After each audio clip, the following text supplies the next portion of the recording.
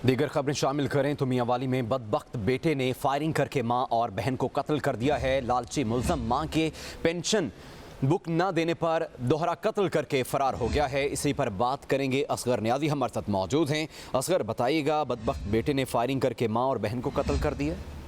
जी बिल्कुल, मियांवाली में दोहरे कत्ल की वारदात हुई है। तफसीलात मुताबिक नवाई इलाका गुंडी थाना पाई ख्याल में नौजवान ने मुबैना तौर पर अपनी सगी वालदा और हमशीरा को फायरिंग करके कत्ल कर दिया है। जराये के मुताबिक मुल्जिम अपनी वालदा और हमशीरा से पेंशन बुक मांगता था। मां के इनकार पर फायरिंग करके अपनी वालदा और हमशीरा को मौत के घाट उतार दिया है। डीपीओ मियांवाली ने इस वक्त का नोटिस लेते हुए डीपीओ नोटिस ले लिया। डीएसपी दाऊद ख्याल कैसराबाद गए वकूए पर पुलिस की भारी नफरी के अमला गुंडी पहुंच गए। नाशों को तहवील में लेकर डीएसपी हॉस्पिटल मियांवाली मुंतकिल कर दिया। ठीक है असगर, आप अपडेट कर रहे थे, आपका शुक्रिया। खैरपुर की नारा कैनाल से मजीद 2 लाशें निकाल ली गई हैं। 2 रोज पहले हुए कश्ती हादसा में ताहाल 4 अफराद लापता हैं। अहले इलाका ने रेस्क्यू ऑपरेशन को रस्मी कार्रवाई करार दे दिया है। आपको अपडेट करते चलें कि खैरपुर की नारा कैनाल से मजीद 2 रोज कबल बारातियों की कश्ती डूब गई थी, जिसमें 11 अफराद सवार थे। कुछ को जिंदा बचा लिया गया था और जिसमें से 6 अफराद जो हैं वो लापता हो गए थे और 2 की लाशें तलाश कर ली गई हैं, जबकि 4 अफराद ताहाल लापता हैं। मोहम्मद अयूब से मजीद बात करते हैं। अयूब, बताइएगा, अहले इलाका रेस्क्यू ऑपरेशन से क्यों मुतमिन नहीं है? जी बिल्कुल, देखें, आपको बताते चलें कि नारा कैनाल में 2 रोज कबल कश्ती उलट जाने से जो 11 अफराद कैनाल में डूब गए थे, उनमें से 5 अफराद को तो बर वक्त बचा लिया गया था, लेकिन 2 रोज गुजर जाने के बाद अहले इलाका ने अपनी मदद आपके तहत आज 2 जो अफराद हैं उनकी लाशें निकाल ली हैं। उनका ये कहना है कि डिप्टी कमिश्नर खैरपुर समेत कोई भी जो आला अमलदार है वो हमारी मदद के लिए नहीं पहुंचा, जबकि एसएसपी खैरपुर की जानिब से भी कल जो है खाना पूरी की गई और जो सक्खर से रेस्क्यू की टीम आई थी वो भी खाना पूरी करके चले गए। इनका ये कहना है कि लाशें तलाश करने में हमारी मदद की जाए, हम बेयारो मददगार हैं। जी ठीक है अयूब, आप अपडेट कर रहे थे, आपका शुक्रिया।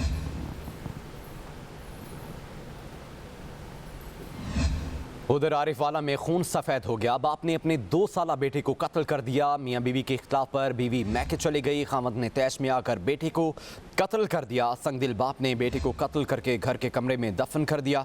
पुलिस ने लाश को बरामद करके पोस्टमार्टम के लिए अस्पताल मुंतकिल कर दिया है। जावेद रजा से मजीद बात करेंगे। जावेद, इस अफसोसनाक वाक़े के बारे में बताइए। जी बिल्कुल, थाना अहमद यार के इलाके हसू हसन का के रिहायशी राशिद ने अपने ही 2 साल हकीकी बेटे को कत्ल करके घर के कमरे में गड्ढा खोदकर जो है वो दफन कर दिया। जराये के मुताबिक कुछ रोज कबल राशिद और उसकी बीवी के दरमियान झगड़ा हुआ था। बीवी नाराज होकर मैके चली गई और इनके 4 बच्चे भी थे जो अपने ही बाप के पास थे।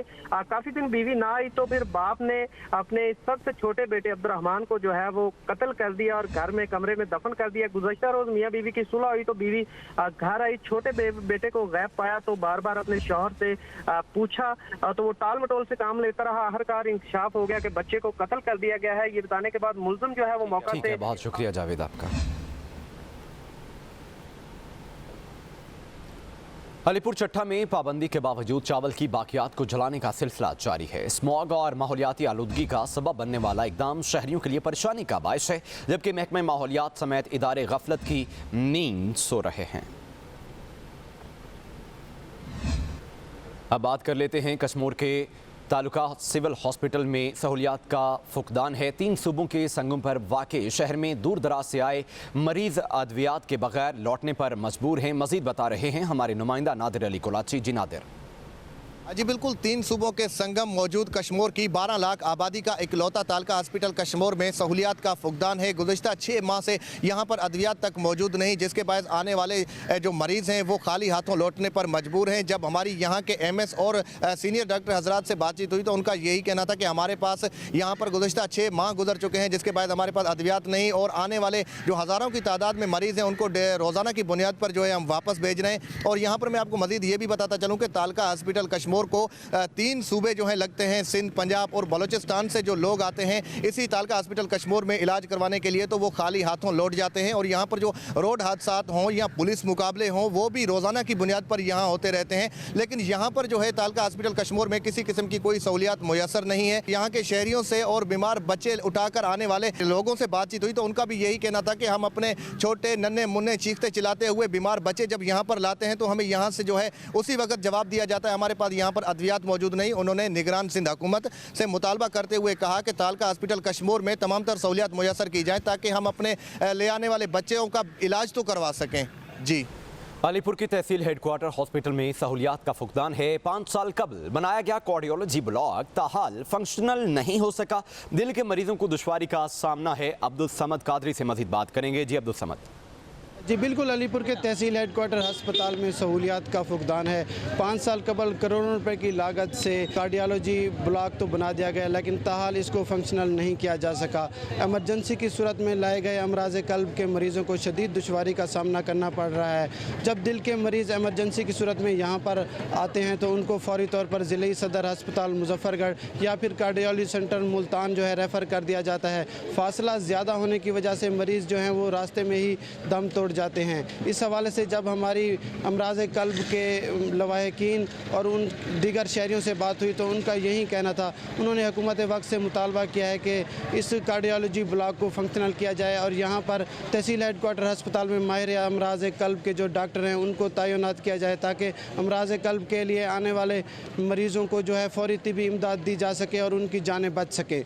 जी, जश्न आज़ादी गिलगित बल्तिस्तान की मुनासबत से फैमिलीज़ के लिए फूड गाला का एहतमाम किया गया है। गाला में फैमिलीज़ ने भरपूर शिरकत की है। ताहिर राना से मज़ीद बात करते हैं। जी ताहिर।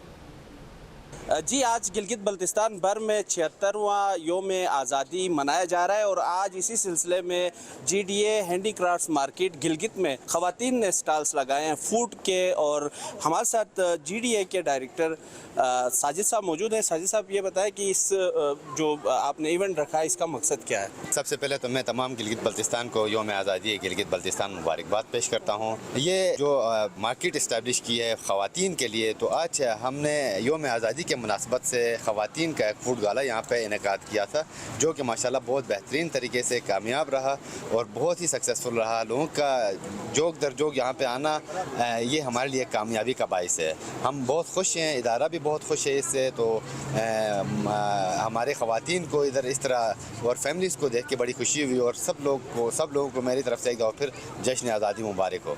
कि फूड गाला का मकसद गिलगित बल्तिस्तान की योम आज़ादी को यादगार बनाना और गिलगित बल्तिस्तान की ख़वातीन के लिए अपॉर्चुनिटीज़ पैदा करना है। जी, और नाज़रीन, जश्न आज़ादी गिलगित बल्तिस्तान की मरकज़ी तकरीब अस्तौर हाई स्कूल में मुनक्किद हुई है। तकरीब में ज़िला इंतज़ामिया के ज़िम्मेदारान और अस्करी हुकाम ने शिरकत की है। मज़ीद बात करेंगे अपने नुमाइंदा राना नेक आलिम से। जी नेक आलिम, बताइएगा। जी बिल्कुल, गिलगित बल्तिस्तान का जो डिस्ट्रिक्ट स्टोर है वहाँ पे भी आज योम आज़ादी जो है जोश खरोश से मनाई गई। यहाँ पे जो इन्होंने एक पुरस्कार तकरीब का इनेकाद किया था जो ज़िली इंतज़ामिया और पाक फौज के ताउन से, और यहाँ पे मुख्तलिफ खेलों के मुकाबले हुए जिसमें ज़ो रेस और यहाँ पे बसरा और वॉलीबॉल और मुख्तलिफ खेलों के मुकाबले में जो रस्साकशी शामिल थे। यहाँ आपको बताते चले ज़िला जो अस्तौर है एक पुरअमन डिस्ट्रिक्ट है जो तमाम गिलगित बल्तिस्तान के डिस्ट्रिक्टों के लिए एक मिसाल कायम है। जहाँ तक आपको बताते चले आज की जो मेहमान खुसूसी थे राजा जो कर्नल याकूब अमजद के याकूब साहब थे और उसी यहाँ पे ज़िली इंतज़ामिया की तरफ से डिप्टी कमिश्नर थे। उन्होंने आज़ादी के हवाले से साथियों से बातचीत करते हुए कही कि आज़ादी एक नेमत है, हमें इसकी कदर करनी चाहिए। यहाँ तक देखने को मिला जो क्राउड है और बहुत सारे ख़वातीन बच्चे बुजुर्ग भी यहाँ पे मौजूद थे और दूसरी तरफ यहाँ पे पोलो टूर्नामेंट का भी इनेकाद हुआ जो बहुत सारे तमाशाई मौजूद थे। उन्होंने दिलचस्प मुकाबले हुए और लोग लुत्फ़ अंदोज़ हुए। जी, गिलगित बल्तिस्तान के अवाम आज अपना 76वां यौम आज़ादी मना रहे हैं। गिलगित बल्तिस्तान के बासियों ने बिना बैरूनी मदद के 28,000 मुरब्बा मील के इस खित्ते को डोगरा राज से आज़ाद कराया और 15 दिनों के बाद गैर मशरूत तौर पर पाकिस्तान के साथ इल्हाक किया। इस हवाले से देखते हैं गज़र से आबिद हुसैन की ये रिपोर्ट।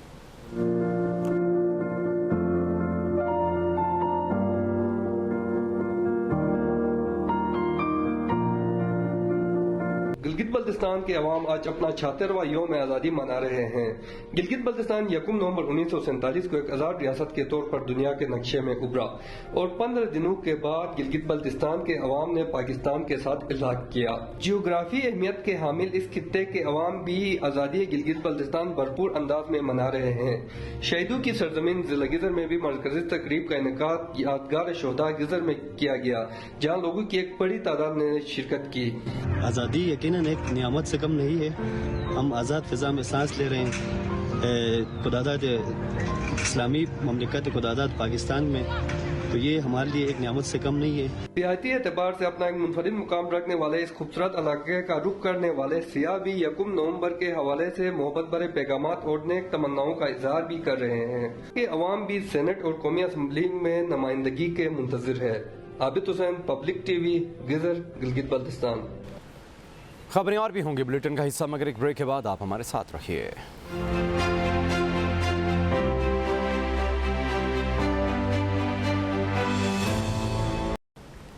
अब बात करते हैं खानेवाल में इंतजामिया की गफलत की। तो गफलत के बायस government girls MC primary school कूड़ा करकट और गंदे पानी का तालाब बन चुका है। इलाका मकीनों का कहना है कि इंतजामिया की इस तरफ कई बार तवज्जो दिलाई गई है, मगर कोई सुनवाई नहीं हो सकी। स्कूल आने वाले बच्चियों को शदीद मुश्किलात का सामना करना पड़ता है। इसी पर बात कर लेते हैं, मोहम्मद मोइनुद्दीन बताएंगे हमें। जी मोहम्मद मोइनुद्दीन।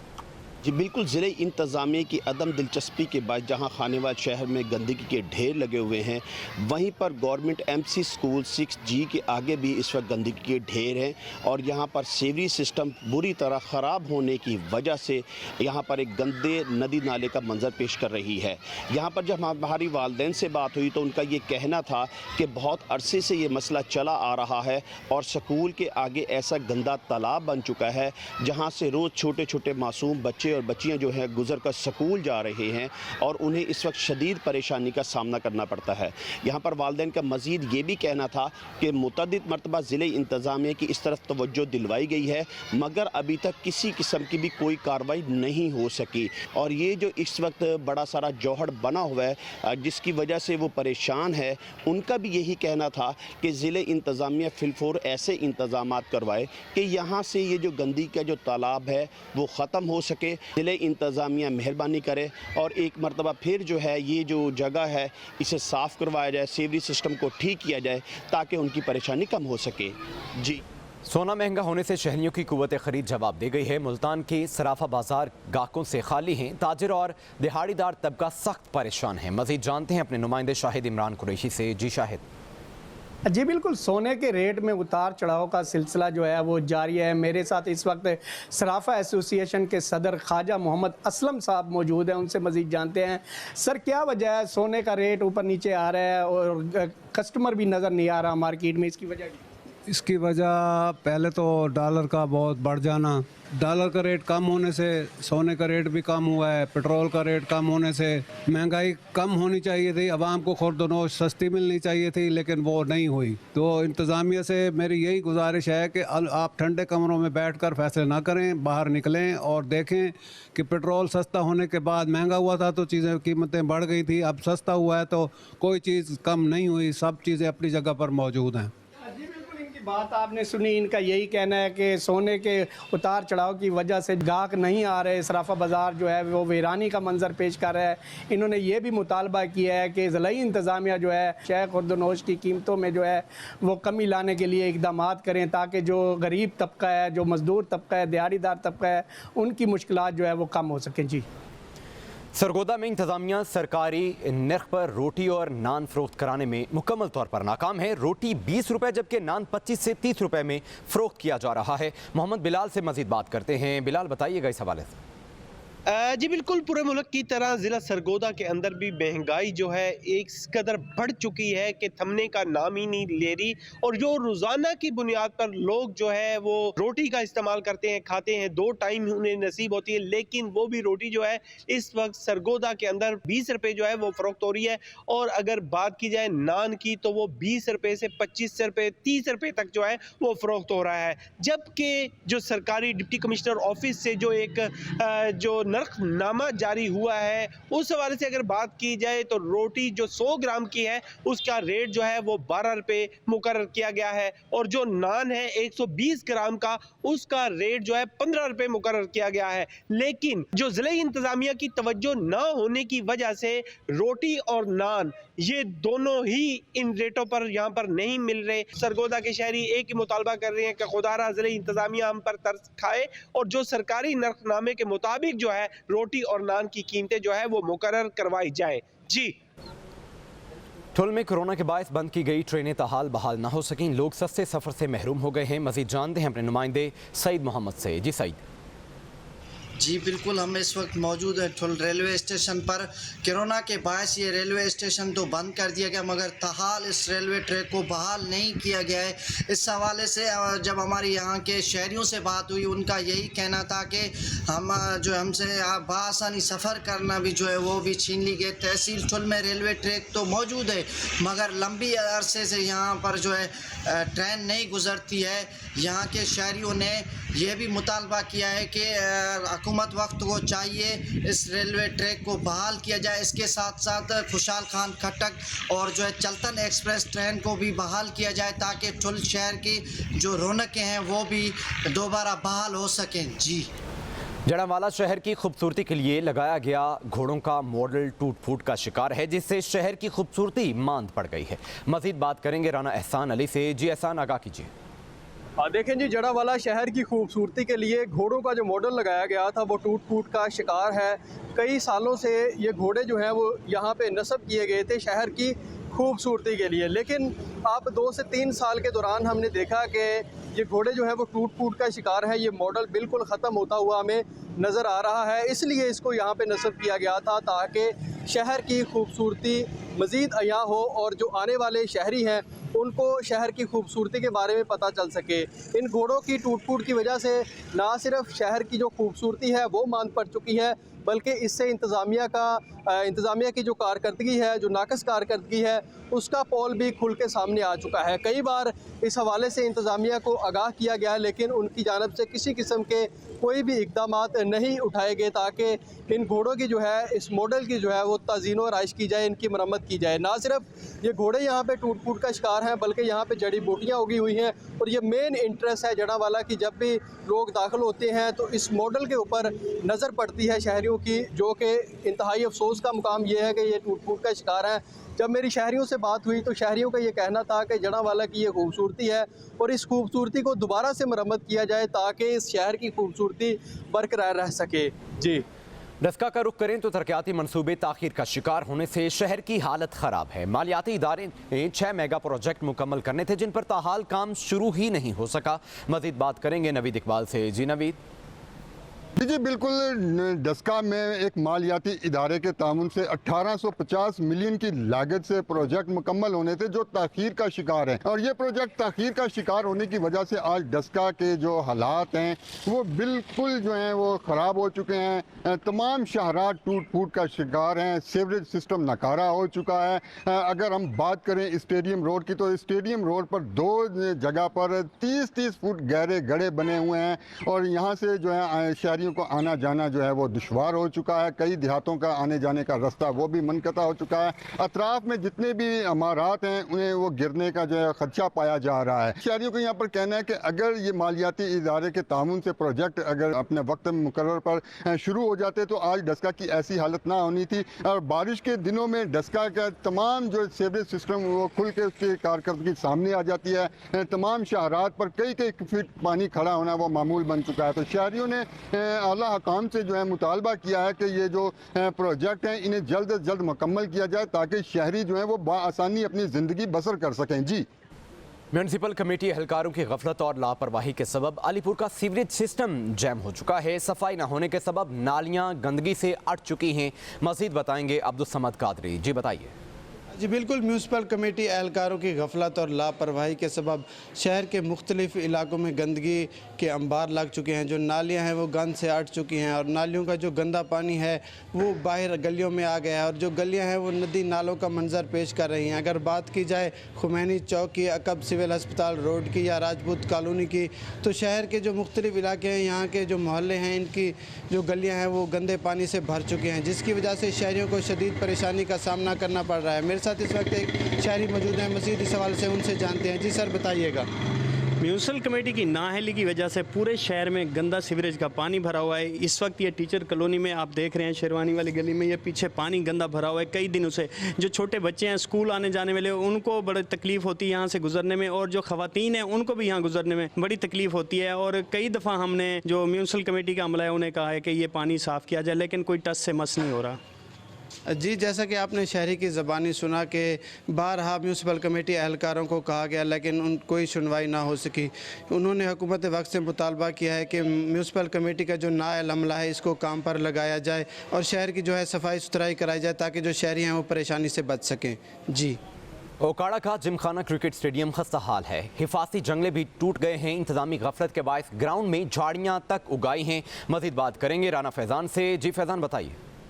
बिल्कुल, डिस्ट्रिक्ट इंतज़ामिया उकाड़ा की नाअहली जो है वो खुलकर सामने आ चुकी है। उकाड़ा जो जिम खाना स्टेडियम है वो ज़बोहाली का शिकार दिखाई दे रहा है। जो ग्राउंड के हिफाजती जंगले हैं वो जगह जगह से टूट फूट का शिकार है और कोई भी जो है खिलाड़ियों के लिए और तमाशाइयों के लिए कोई भी सायेदार जो है वो जगह तक यहाँ पर मौजूद नहीं है। अगर सफाई की बात की जाए, सफाई के नाकस इंतजाम है, जगह जगह कूड़े क्रिकेट के ढेर लगे हुए हैं जो खिलाड़ियों को शदीद मुश्किल का सामना है। अगर बात करें इसी ग्राउंड में जो बनाई गई इमारतें हैं मुख्तलिफ खिलाड़ियों के लिए खेलने के लिए, बैडमिंटन की जो इमारत है वो भी भूत बंगले का मंजर पेश कर ली है। जो खिलाड़ियों के लिए बैठने के लिए जो बनाई गई जगह है वो भी जो इमारत है वो भी इस वक्त भूत बंगले का मंजर पेश कर रही है। जब इसी वजह से हमारी स्टेडियम में मौजूद खिलाड़ियों से बात हुई तो वो काफ़ी परेशान दिखाई देते हैं। उनका कहना था कि एक जानिब तो जिम खाना पर करोड़ों रुपए की जो रकम है वो मुख्तस की जा रही है, दूसरी जानिब उसके साथ ही जो उकाड़ा जिम खाना स्टेडियम है वो ज़बोहाली का शिकार है, टूट फूट का शिकार है। इसकी तरफ कोई भी तवज्जो नहीं दी जा रही। खिलाड़ियों ने फील फोर वज़ीर आला पंजाब और ज़िले इंतज़ामिया से मुतालबा किया कि फील फोर जो